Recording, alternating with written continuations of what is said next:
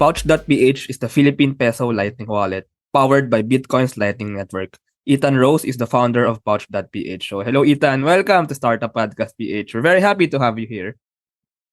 Hi there. Thank you. Yeah, glad to be on. Yes, I'm very excited actually to learn more about Pouch.ph. You're like the main Bitcoin and Philippine Peso Lightning Wallet, especially in Boracay, especially in our own Bitcoin island. So, the first question, ano nga ba ang Pouch.ph or what is Pouch.ph? Yeah, like you said, Pouch.ph is the Bitcoin Lightning wallet for the Philippines. It actually feels more similar to GCash than you would imagine because we don't have crypto balances. We don't have Bitcoin balances even in the app. We're very simply actually kind of a front end for NetBank. NetBank is a like white labeled banking infrastructure bank, like actual bank. And Pouch is uses NetBank, basically the infrastructure to hold pesos and to make bank transfers, similar to what you would feel in GCash, like an e-wallet. And then what we've added that's really unique is connectivity to Bitcoin's Lightning Network, which is Bitcoin's layer 2 scaling solution, as it's called, to enable instant and effectively free money transfers across borders. And to go along with that, Lightning has its own like QR code format. So QR payments, like Banco Central is pushing for in the Philippines, like QRPH. Yeah. So GCash and Paymaya and BPI like are starting to adopt this QRPH standard. We at Pouch see the Lightning Network as essentially the QRPH for the world, a standard payment protocol and a standardized QR code that the entire world can use by settling in Bitcoin. Yeah, we can actually talk more about that. I'm really excited to like dig deeper into like Bitcoin being like a form of remittance, a form of financial inclusion, like to include everyone in the financial systems. And also like the like the tech now to use online wallets. I think especially in the Philippines, most people still use cash. Now some people use digital money, and now we're moving to like the Web3 or crypto form of money, which is Bitcoin basically. So, but let me ask you first, what got you to the Philippines, by the way, Ethan? I mean, how are you here? How are you in the Philippines? Yeah, so my wife is Filipina. We met 8 years ago, about like online on accident. That one's kind of silly because I in college I studied music. I thought I was going to be like a professional violinist and join the symphony. And at that time I was like making cheesy violin cover videos on YouTube. And my now wife was kind of a fan of my YouTube channel, so we got to know each other through there. And it's pretty special. I'm very proud to have somehow violined my way into a wonderful wife. But it's been so since then, like she moved to the US with me, and we would always go back every year for Pasko in the Philippines. Of course. And so for like a month at a time, and I pick up the local language or try to. My wife is from Cagayan de Oro City, CDO, which is Bisaya speaking. So my Tagalog is not very good. My Bisaya is slightly less bad than my Tagalog, but I can like kind of understand fairly well. But now recently, I was trying, like I love the Philippines. I feel like a Filipino on the inside and want to spend as much time in the Philippines as possible. And during COVID, while I was working as a software engineer in Seattle, and at the start of COVID or a little bit into COVID, like I went to the Philippines and just kind of like stayed and worked remotely and didn't tell HR at the company that I was working internationally. And like my manager and our engineering team was okay with it. They were very supportive. And there are other engineers at the company also kind of doing the same thing in other countries, like traveling abroad and working. So, but earlier this year, the HR department told all the employees working internationally, we're opening the office again. You have to return to Seattle and return to your whatever city in the US the office was in that you were at. So yeah, I had to go back to Seattle to keep my job. All the while for the past this was like March 2022. So for the past 8 months or so leading up to that, I was actually working on Pouch just as a side project, like just kind of hacking it together in my spare time, because I really was interested in bringing the Lightning Network to the Philippines and didn't really put too much energy into it because I still had my day job. But then I went to the Bitcoin conference in Miami in April, and I presented at Pitch Day, and I got to meet like investors that invest specifically in Bitcoin and the Lightning Network, and they were really interested in because there are not really any Bitcoiners or many Bitcoiners like working on. There's a few others out there and out here in the Philippines, but not. There's very few working on Bitcoin and Lightning. So we found our investors, and I quit my day job and got to focus on Pouch full time since April. Yeah, but how did you study about Bitcoin? I mean, how did you learn about like the skills, like blockchain, for example, like coding, programming skills for this? I mean, you're a software engineer, but I guess it's a different language. It's a different set of skills. Yeah, actually, there's two things. There's like the Bitcoin related coding specifically, and then like becoming a software engineer in general, because like I said earlier, I studied music. I did not study computer science. And so when I met my wife, I actually like decided that like, college, what a waste. I want to just like get married now. How kind of irresponsibly, but I worked at first I started like in a pretty like challenging construction job, just like very draining, like construction, like any work I could get. And then it was a good job. I was basically pulling cables through ceilings and walls. And in the U.S., walls are hollow; they're not concrete, so that's where cables go, is through walls. Sounds ridiculous, actually, now being in the Philippines, but like for like internet, like cables and things like that. So anyway, then I got a job at a IT help desk, and like it was a very boring job, like sitting at the desk answering the phone and helping people reset their passwords, basically. So that's when I really started to like, I need to do something more useful with my time. So I started learning to program. Like I was kind of a gamer, even like really early on, like simple like 90s games. So I was kind of a geek already and predisposed to like computery things. So no problem there. And I figured I went through free code camp. Actually, that was the most effective way to learn that I found, like hands-on practice projects. And free code camp is like they do a little bit of mostly full stack JavaScript, like tutorials and things, and then like just assignments, basically projects, like build this thing that can do this thing that looks like this. Then you just like figure it out on your own. So that was a really effective way for me to learn programming, full stack JavaScript. And I'm still just like a full stack JavaScript developer. So I definitely have gaps in my knowledge, but I think it lends itself well to being a startup founder, being able to like build scrappy things together really quickly. Because the important thing in a startup is being able to build and being able to build quickly.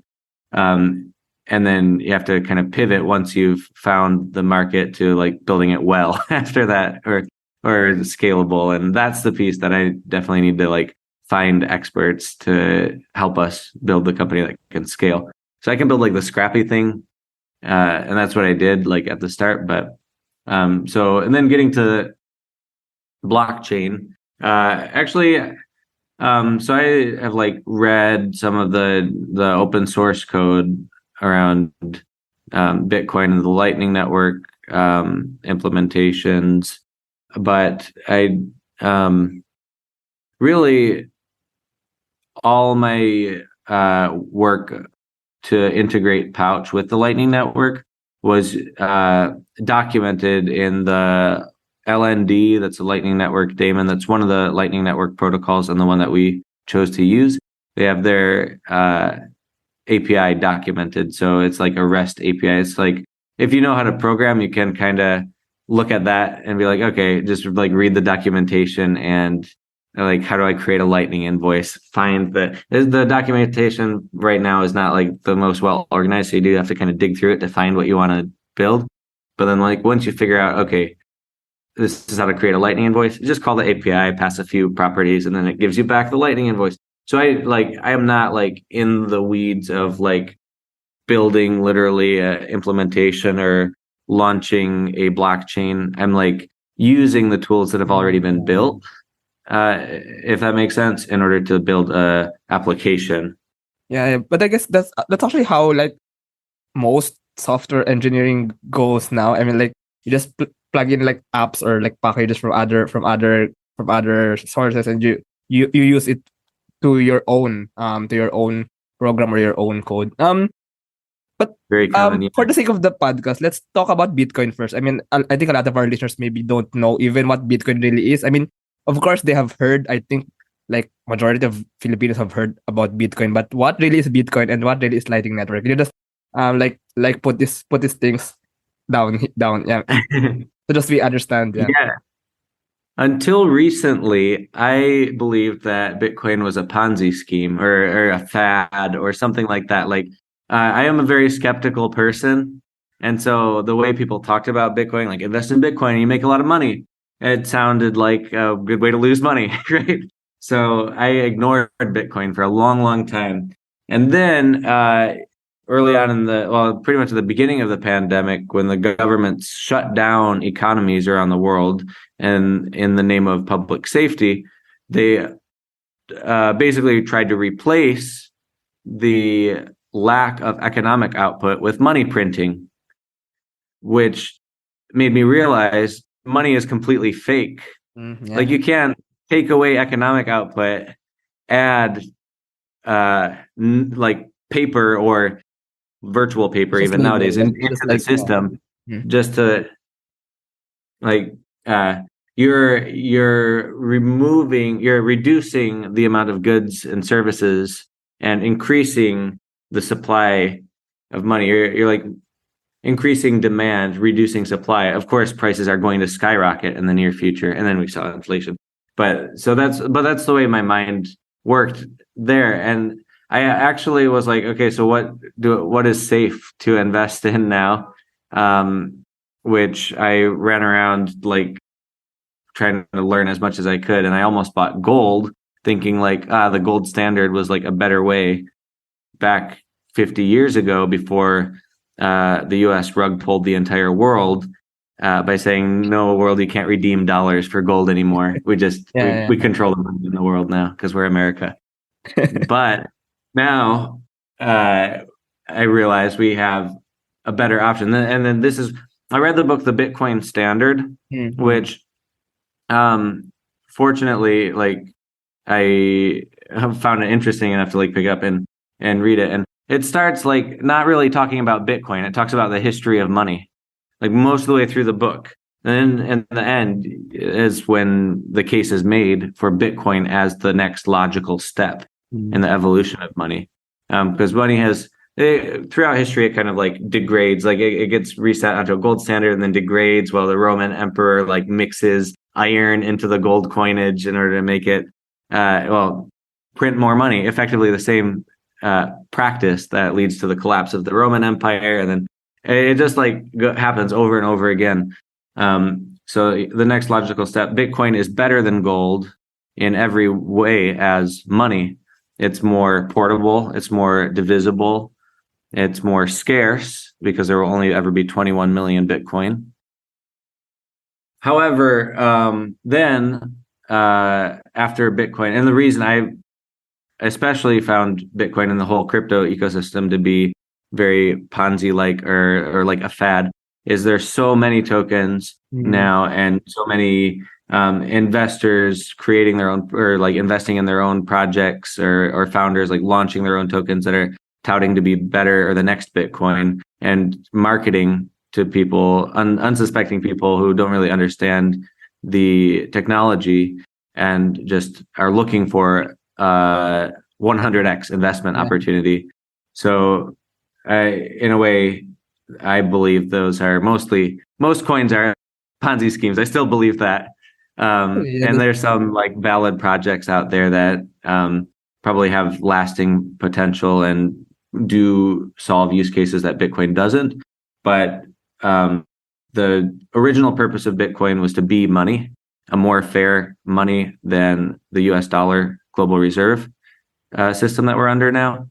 And I did not realize that. I dismissed it as a scam before. But now I realize I've seen the light. And it sounds, Bitcoin always sounds like a cult as well, like especially like, but maybe I've just been too deep in the weeds, but now it seems very logical, like common sense. So yeah, hopefully I'm not in a cult, but I don't think I am. Yeah, I think what Bitcoin really, I mean, why it's really like revolutionary, because it solves I think it's like the trade-off, as you said, it's like up and down, like in the history of money. Because like with gold is something you can touch, something you can physically hold, something you can physically account for, but you cannot transfer it easily, like from the Philippines to United States, for example. And then we have digital cash, digital money, but it's only credit. It's only like someone's managing it, someone's in control of it, someone can like I mean, there's an entity that checks how that money is transferred from one country to another, for example. But Bitcoin is like real digital money, because you can really transfer it from one place to another and instantly. But it's really like when it's gone here, it's there, right? It's really like physical, but in the internet, in the digital world. So I think it solves that problem. But can you also explain like what's Lightning Network first, and then how really does Bitcoin solve or resolve the problem of financial inclusion, like for the Philippines? A lot of people are unbanked, don't have bank accounts, for example. So can you speak to that aspect of Bitcoin? Yeah. So the Lightning Network solves Bitcoin's biggest problem, which is commercial payments. So Bitcoin was a great form of money akin to digital gold, but it was slow and expensive. Or it is the blockchain. Blockchains are inherently slow and expensive because blockchains, by definition, need to be propagated around the entire world to tons of databases around the world, essentially. So by definition, they're slow. The Lightning Network is a solution where two participants in the Lightning Network. So I run a Lightning node. This is just a server running a little bit of software. And if you run a Lightning node, we can open a payment channel. Like I can put Bitcoin in a payment channel with your node. So say I fund it with 1 Bitcoin, and this is our channel, just between the two of us. Now I can send you payments in any amount up to 1 Bitcoin total over this channel. And at any point in the future, we can broadcast to the blockchain our channel state that then settles back again to the blockchain. There's some like clever logic that prevents either party from cheating. So that what gets settled back on the blockchain is exactly the amount that the two servers have landed on with their passing of funds back and forth. So if I pass 1 Bitcoin over to you, like I could do it over a single payment or over 1,000 or 5,000 payments. You can once there's some funds on your side of the channel, then you can pass those funds back. So there's also a concept of rebalancing. Like you open a channel and then you like send 50% of it out through one channel and back in through another channel, so that they're balanced. And now you can send money equally either way. And so there's like stability. So there's no one of the early problems with the Lightning Network was like no route found. There weren't enough participants in the Lightning Network, and channels weren't balanced well. So there were a lot of times where we would try to pay somebody, but there was no route to get to the destination. So now there's a lot more liquidity on the Lightning Network, especially picked up last year. Now it's really stable for digital payments and becoming increasingly stable. Yeah. Now I get it. It's like like for example, the whole network, the whole Bitcoin network, the whole world, for example, the network of the whole world. You create mini channels. We call it mini channels. Or we can call it like mini Bitcoin pools. For example, like we transfer our Bitcoin there, and after or anytime within that transaction, we can then broadcast that transaction. What happens to the whole network? Is that right? Yeah, exactly. Anytime. So either party can broadcast the closing transaction, and then it settles back on layer one, the Bitcoin blockchain. Oh, so it's another layer. It's another, we call it a channel, but basically it's a layer within a layer. So let's talk about Pouch.ph or the wallet now. So how does Pouch.ph or the wallet come into this? So and also can other wallets basically use Lightning Network? And what's basically special with Pouch.ph? Is it only in the Philippines? What's special about it? Yeah. So like in the Philippines, GCash and PayMaya have not started using the Lightning Network yet. I think in part they're probably averse to holding Bitcoin, which is a critical requirement to running Lightning Network infrastructure. So you have to literally buy Bitcoin and hold it on your inventory and your balance sheet, and you have to be able to effectively manage a Lightning node at whatever scale GCash and PayMaya would be doing it at when they launch. So they would have a lot of work cut out for them and a lot of like fundamental changes to the company in order to start supporting Lightning today. So that's why it's kind of an opportunity for a startup like ours to disrupt them by being kind of sneaky now. Like we know something that they probably don't realize yet. And but I still talk about it publicly. I'm not trying to be super sneaky because I just believe it's better for humanity, and I just want the Lightning Network to win, and I want Bitcoin to win as the global reserve currency. So whatever I can do to further that, I'm into it. Since I believe that GCash and PayMaya will take a while to adapt, and they probably will only do it once we demonstrate that it's profitable, then they'll try to do it, right? So they won't take the risk otherwise. So maybe we can actually help them in the future, like once, because Lightning is also still early, so there's not that much adoption where it would make economic sense for them to invest too much into it, probably.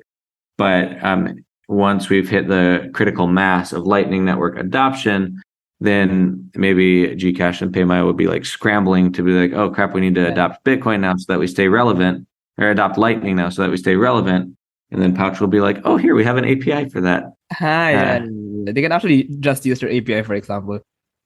Right. then they don't have to worry about holding Bitcoin themselves in their inventory or on their balance sheet, and any of the operations of running Lightning Network infrastructure, and we can just do it for them. It probably is more economically viable for them to just work with us, and we'll be the Lightning experts of the Philippines.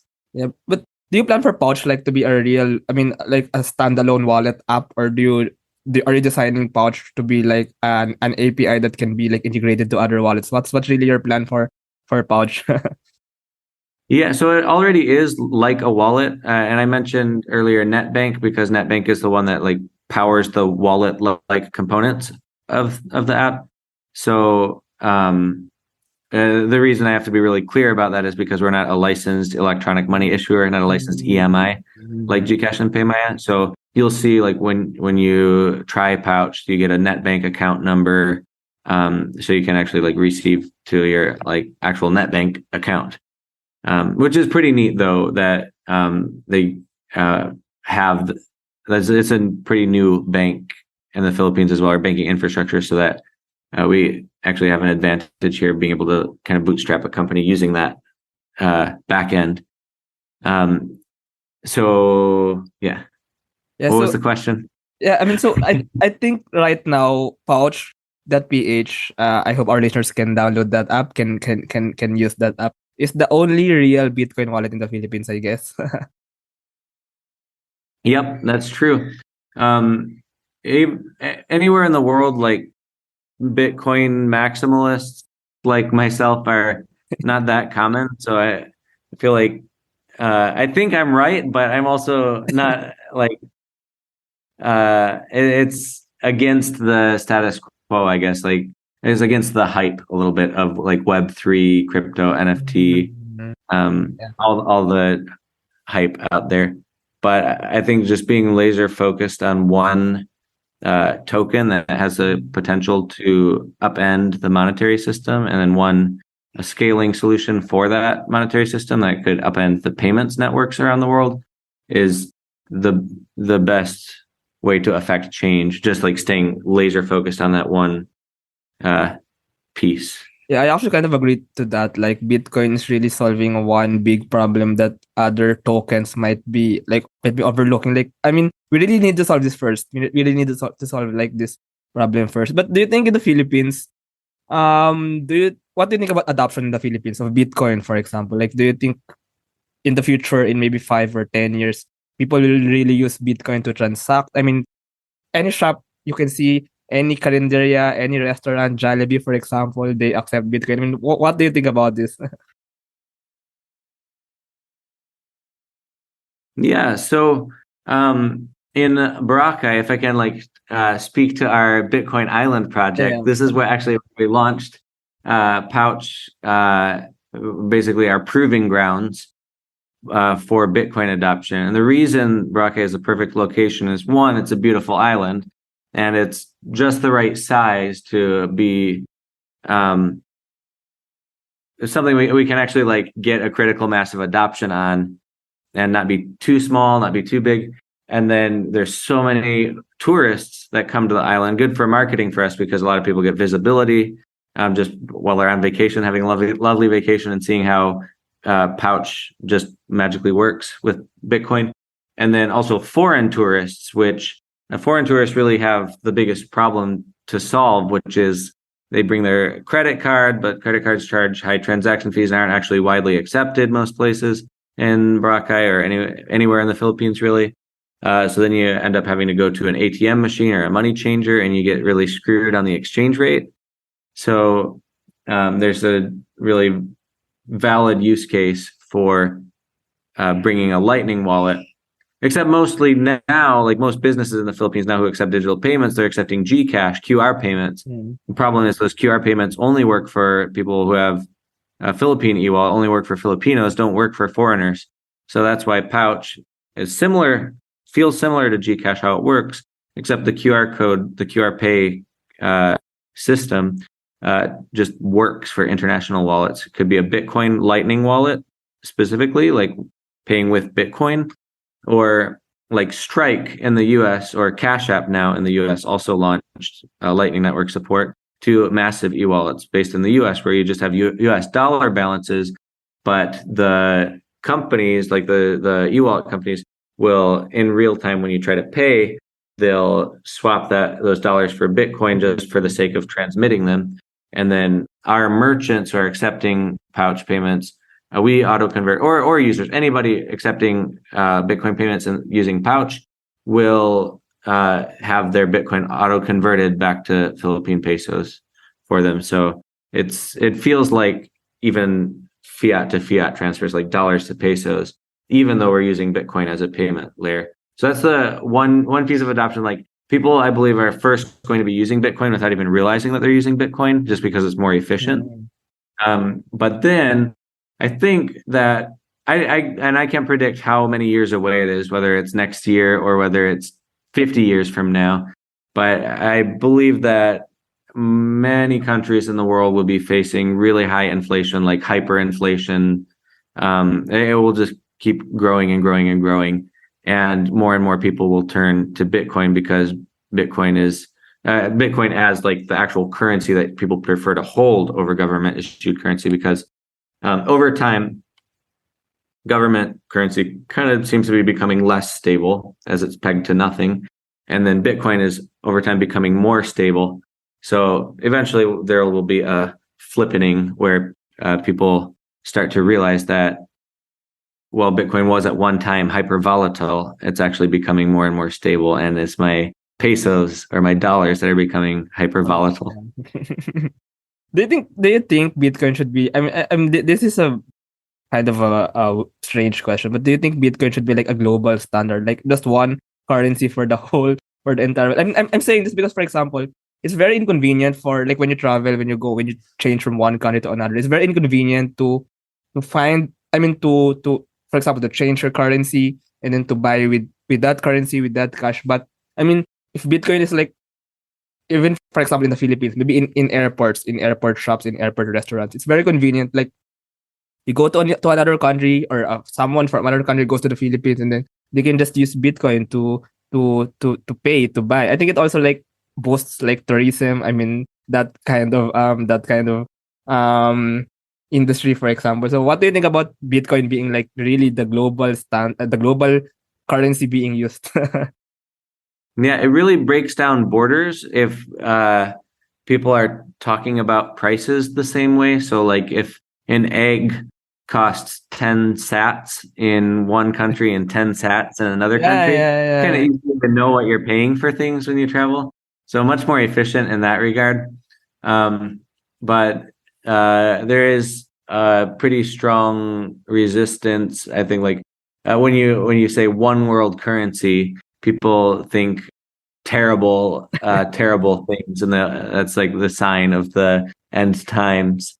And it's I think personally, like, one world currency as a bad thing would be more like a central bank issued digital currency, CBDC, that like maybe the euro, like a digital euro that tries like absorbing the entire world. And that's a problem because basically it's manipulatable by governments, and it's they can easily invade privacy of people and print as much as they want, right, and have total control over everyone's lives, which is too much power, way more power than any government should have. So that kind of one world currency I would not support. But Bitcoin being not controlled by any government and completely decentralized and democratized, it's completely opposite to what a central bank digital currency would be, which would be total government control, to total people control, or really software controlled, and the people can vote on the software effectively. So and the software is very hard to change. Yeah, to So add to that question, I mean, Bitcoin right now is, I mean, basically I mean, it's already a code that governs Bitcoin, like the financial or the monetary policies about it. But do you think in the future, can people vote depending on, can anyone in the network vote on, like, maybe in the future we want to print more Bitcoin, for example, we want to change like block sizes, for example. So what do you think about it? Or do you think we should just stick with what Satoshi Nakamoto or like the other people? Yeah. What do you think? Yeah, so in 2017, it did go to a vote, and that's where Bitcoin Cash came from. You mentioned the block size specifically. Like, Bitcoin Cash was exactly that debate. It was a hard fork of Bitcoin because it is basically a big change to the Bitcoin software. And some people and some companies, some like highly influential people in the space, sided with the larger block size, some sided with the smaller block size, like, and then the market determined that the original Bitcoin network was the winner. So it's like and Bitcoin Cash is Bitcoin Cash. It's like a hard democracy. I mean, if someone wants this kind of policy, if a group of people wants this kind of policy, they can form their own currency. They can form their own. Exactly. Yeah, but if you can form it and you can have it and you can use it. That's pretty neat, actually. Yeah, I actually remember like this debate. Everyone else. This was also debated by Ethereum founders Vitalik and Gavin of Polkadot. Now they really wanted to this debate the difference between hard fork and soft fork. Also, in the point of view of democracy, like should when we vote for a policy, should we adopt the majority's vote, or when we vote for a policy, can when a certain when that policy reaches a certain like percent, they can just form their own nation, their own currency, their own system.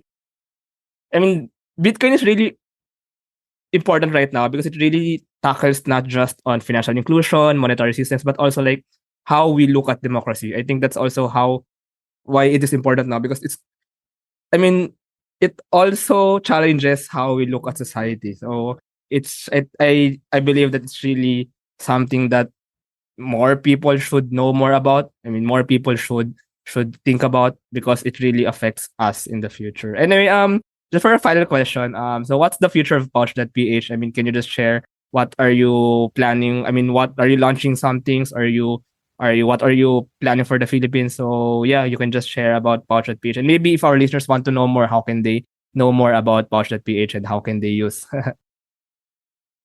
Yeah, so anybody can go to the website Pouch.ph and find the download links or search in the app stores.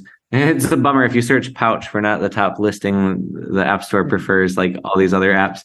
So you have to type .ph if you search it. For now, we'll figure out how to fix that. That's a kind of important one. But or just easier maybe to go to the website too and just like click the download link at the top of our website. And you sign up, you have to do KYC because it is an actual bank account. So you have to upload a valid government ID, and then you get your Philippine peso account with your net bank account number. And you can receive and send via like the Philippine banking system or via Bitcoin Lightning. So yeah, that's all there is to it really. And there's a few more e-wallet features, like you can buy load, like prepaid load in the app, like these kind of important e-wallet features that GCash and PayMaya have, or Maya as they're rebranded to now. So, and then like things upcoming, like there's a really important feature of cash outs that we don't have yet. So we're working on integrating like cash outs as in meaning over the counter cash pickup is what I mean to say. So that one is very critical because like, as you know, in most of the Philippines, it's very cash dependent still. Mm-hmm. So we need an easier way to get cash out because right now our users pretty much just send to GCash and then send to a cash pickup counter, which kind of defeats the purpose of being a separate wallet like app or bank account app. So then we're putting together a retreat in March in Boracay. So if anybody wants to come to that, you can send an email to bill@pouch.ph, who's organizing it. Or check out the website too. There's like the retreat tab at the top, and feel free to register. There's a fee, but if you're a Filipino Bitcoiner interested in coming, we'll waive the fee for you because I went to El Salvador, the Adopting Bitcoin conference, and it was very few El Salvadorans at the conference, almost entirely like Europeans and Americans. So would love to have as many locals as we can, and we'll give you free entry if you're local. Then like our cost is just like the venue, like people will be responsible for paying for their own food and stuff. So not a big deal. We're not trying to get rich off of us running a conference. But we are going to use that opportunity in March to make some exciting announcements about like remittance partnerships and internationally, and also fintech partnerships locally. But it'll be more of a networking event so that people interested in Bitcoin and or people interested in just fintech in general can all meet. So we'll be inviting folks like some kind of headline speaker types, like investors and other founders who've already agreed to come and are very interested in presenting, but mostly want to give folks the opportunity to network. So that's probably the most exciting thing that we're working on right now is just organizing that conference and getting as many people registered. We have we'll actually probably allow up to like 300 people to register. So because there aren't that many giant venues in Boracay, so we have to keep a cap somewhere to fit everyone in. Yeah. But I think many founders that I know, even in the Filipino founders, and actually some of our listeners might want to go there, might want to network, might want to know more about Pouch. Yeah, thank you, Ethan. This was a very amazing discussion. I actually learned a lot. I only learned now how Lightning Network really works, and I also got to ponder more about Bitcoin, especially what it really is. So I hope our listeners will like this episode. And thank you, Ethan, for this conversation. Thank you so much for having me on. It's been a pleasure. Glad you learned about the Lightning Network. I'm always happy to share what I can. Thank you. Salamat. Salamat. Thank you very much to our 27 patrons. This episode is powered by Outswitch, Tuala, Hive Energy PH, ePlayment, and Interleukin. This episode is super powered by Pinoy IP Works. Capture your startup's unique value proposition through patent and trademark protection. Pocketworks, the leading enabler and only Internet of Things social enterprise in the Philippines. Looking for buy and sell online with Sigurado sellers. NutriCoach, the all-in-one productivity tool for dietitians and nutritionists. Benjoy's Food Products, the home of premium bacon ends, Tapa, and Tocino. And 8chain, an 8-in-1 cryptocurrency project building one chain at a time, starting with Maxrep, Workout, and Earn. ROC.ph is our official marketing partner. Get unlimited digital marketing services for only 500 pesos per month. AskLexPH Academy is our official e-learning partner. Pursue lifelong learning and get certified on Lean Six Sigma, project management, data science, and many more. Support us using the links in the description below.